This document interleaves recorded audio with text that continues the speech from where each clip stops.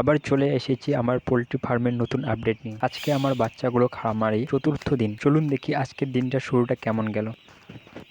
তো আজকে আমার পোল্ট্রি ফার্মের বাচ্চাগুলোর চতুর্থ দিন। প্রতিদিন সকালেই উঠে আমি আগে দেখি চারপাশে সবাই ঠিকঠাক আছে কিনা, তারপর শুরু হয় ওদের যত্ন। সকালে উঠেই আমি পুরো বোর্ডিং এর চারপাশে দেখে নিই কোনো বাচ্চা দুর্বল আছে কিনা, কেউ পাশে চুপচাপ বসে আছে কিনা, সবকিছু লক্ষ্য করি। এরপর দেখি জল আর খাবার ফুরিয়ে গেছে তো।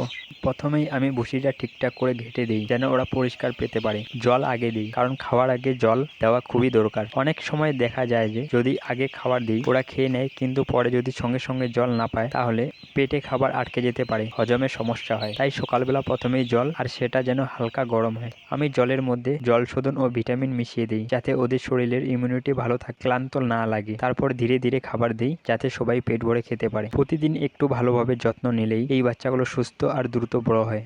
দুপুরবেলা বেশি একটা কাজ থাকে না। সকালেই আমি পর্দাগুলো নামিয়ে দিয়েছি যাতে হাওয়া চলাচল করে ও গ্যাস না হয়ে থাকে ভিতরে। দুপুরে শুধু জল আর খাবার দিতে হয়, তবে খেয়াল রাখতে হয় এই গরমে খাবারটা একটু কম করে দিতে হয় কারণ বেশি খেলে হিট স্ট্রোক হতে পারে। তাই দুপুরে আমি হালকা খাবার দিই আর জলের মধ্যে ইলেকট্রোলাইট মিশিয়ে দিই যাতে শরীর ঠান্ডা থাকে আর ডিহাইড্রেশন না হয়।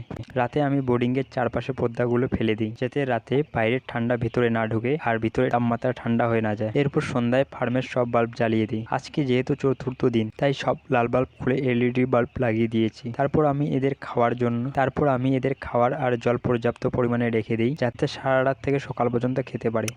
জলের মধ্যে আজকে অ্যান্টিবায়োটিক দিয়েছি কারণ এই সময় বাচ্চাদের শরীরে রোগ প্রতিরোধ শক্তি গড়ে তোলার জন্য অ্যান্টিবায়োটিক দরকার। তবে রাত্রে জল শোধন ব্যবহার করিনি কারণ অ্যান্টিবায়োটিকের সাথে জল শোধন মেশালে অ্যান্টিবায়োটিকের কার্যকারিতা কমে যেতে পারে। এভাবেই আজকে চতুর্থ দিনের পুরো কাজ শেষ করলাম। কাল আবার দেখা হবে নতুন ভিডিওতে।